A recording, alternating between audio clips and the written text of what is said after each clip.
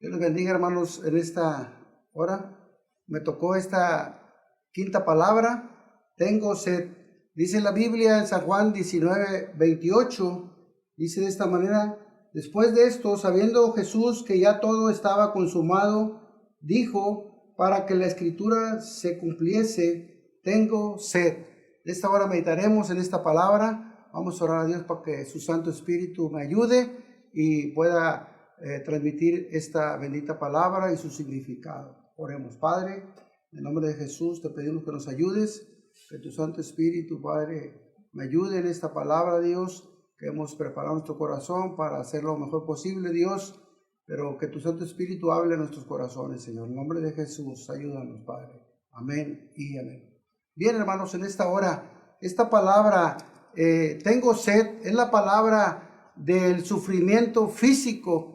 La sed de Cristo, hermanos, debió ser como una tortura. Su cuerpo estuvo expuesto al sol por varias horas ahí, casi desnudo al calor feroz del mediodía de aquel lugar de Palestina. Algo que podemos imaginarnos, algo tremendo. Nuestro Señor ahí en agonía en la cruz del Calvario. Pero esta palabra viniendo de nuestro Salvador, ahí en la cruz, pudiera sonar un poco irónico. Ahora sí, el que hizo los mares, los ríos, ahora tenía sed. Aquel que prometió a aquella mujer samaritana en San Juan capítulo 14, versículo 4:14, perdón, mas el que bebiere del agua que yo le daré no tendrá sed jamás, sino el agua que yo le daré será en él una fuente del agua que salte para vida eterna. Aquel que dijo en Isaías 55:1 en el Antiguo Testamento: a todos los sedientos, venid a las aguas de la salvación, venid y comprad, dice su palabra en Isaías. Y ahí estaba nuestro Señor. Podemos imaginarnos el cuadro, sufriendo nuestro Salvador. Pero, hermanos, ¿por qué esta palabra? Bien, porque su palabra misma nos dice, hermanos, que para que la escritura se cumpliese, estaba escrito de tal manera que Jesús también lo sabía. Y dice la Biblia en este versículo que ya todo estaba consumado, ya estaba todo en orden, como quien dice, ya había hecho el Señor, había perdonado a aquellos que lo habían agredido, había dado instrucciones para su madre, había hecho...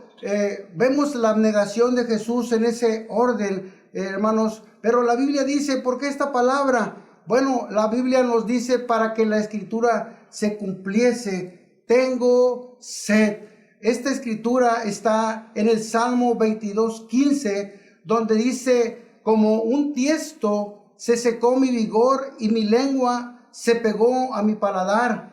Hermanos, podemos darnos cuenta que había estado profetizado en el Salmo 22:15, también el Salmo 69:21. Esto es lo que ya estaba escrito de él: me pusieron hiel por comida y en mi sed me dieron a beber vinagre. Nos podemos dar cuenta, hermanos, que podemos pensar e imaginarnos, hermanos, que lo que había prometido allí, hermanos, a esta mujer samaritana no se cumpliría. Pero la Biblia nos dice por qué razón tenía que pasar también esta sed. La Biblia nos dice que estaba escrito, como dice el Salmo, él estaba como un tiesto. ¿Qué significa esto? Era como una vasija de barro seca totalmente, hermanos. Y dice la Biblia que se secó mi vigor y mi lengua se pegó a mi paladar. Esto solamente refleja una deshidratación total, hermanos, de su cuerpo, una profunda deshidratación, hermanos, total, porque la boca se seca y se pone pegajosa, la lengua, según los que conocen de estos síntomas, los que estudiosos, se hincha la lengua, hay fatiga, hay debilidad, hay sequedad en la piel, hay dolor de cabeza, hay todo tipo de malestar, hermanos. Pero el Señor dice, hermanos, que Él lo hizo porque se tenía que cumplir la escritura. Y la Biblia nos habla que ni una tilde de su palabra se puede perder, toda se cumple y nos podemos dar cuenta. Entonces la razón de esta palabra, hermanos, de la palabra del sufrimiento es porque estaba escrito, hermanos. En Lucas nos dice los sufrimientos que Cristo iba a padecer. El Señor mismo sabía y lo dijo: es necesario que se cumpla todavía en mí aquello que fue escrito de mí, dijo el Señor. Todo tiene su cumplimiento, hermanos.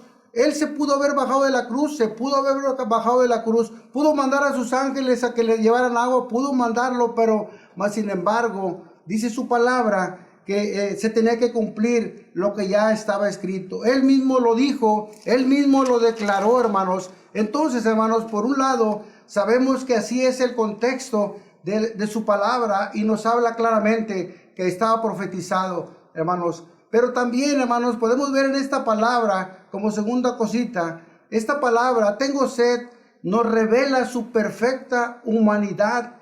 Fue perfecto hombre, fue perfecto ser humano, fue de carne y sangre al 100%. Para los escépticos o para los incrédulos, ¿verdad? Que ellos, fue perfecto Dios, pero también perfecto hombre. Entonces, como perfecto hombre, hermanos, también esta palabra nos revela, hermanos, que Él conoce la condición, nuestra condición como hombres.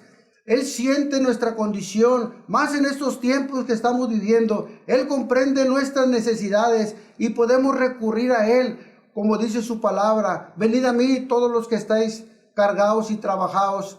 Y dice, Él promete darnos descanso. Hermanos, ¿para qué, hermanos, sufrió esa sed? Para que nosotros no tengamos sed. Él sufrió esa sed para que tú no tengas sed jamás. Hermanos, allá donde íbamos sin Cristo y sin esperanza, pasaríamos una eternidad sufriendo, pero gracias a esa sed que Él padeció, nosotros podemos tener esa esperanza. Como tercer cosa, hermanos, la palabra del sufrimiento, y esta palabra tengo sed, también usada de una manera, ya dijimos el contexto original, pero ahora usada de una manera metafórica, metafóricamente hablando. El Señor hoy en día, en este siglo XXI, también nos reta a nosotros como iglesia. El Señor también tiene sed de que le busquemos, que busquemos su reino, que busquemos el reino de Dios y su justicia. El Señor tiene sed que nos amemos como hermanos. El Señor tiene sed que nos perdonemos unos a otros. El Señor tiene sed que debemos dar buenos frutos, porque el mundo no puede dar buen fruto, porque ellos todavía no conocen al Señor, no se han rendido al Señor. Pero el Señor tiene sed de que su iglesia dé buenos frutos, porque nosotros somos buenos árboles. No puede un árbol bueno dar malos frutos, ni un árbol malo dar buenos frutos. ¿Esto qué tiene que ver? Que nosotros como cristianos también necesitamos dar buenos frutos dignos de arrepentimiento. Pero el Señor tiene sed, hablando al mundo, a los amigos que nos ven. También el Señor tiene sed de que el mundo, amigo que nos ves, que te arrepientas y que lo aceptes como su único y suficiente Salvador. Esa sed viene a darnos, a quitarnos esa sed para no tener jamás sed de Dios. Dios los bendiga, hermanos, en esta hora. Dios los bendiga. Amén.